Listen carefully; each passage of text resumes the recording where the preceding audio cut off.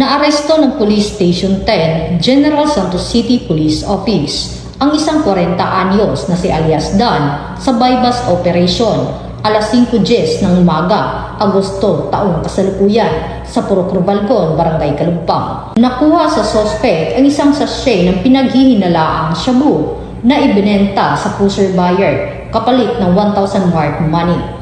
Pinangunahan ni Police Lieutenant Jose S. Tabocon Jr. ang operasyon sa koordinasyon ng PDEA 12 kasama ang mga mandatory witnesses.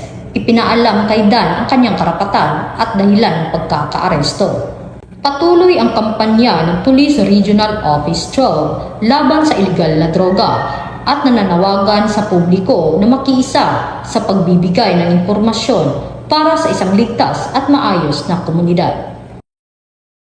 Mula dito sa General Santos City, ako ang inyong PNN correspondent, Patrolwoman Resalie Umalay, alagad ng batas, tagataguyod ng Balitang Pulis.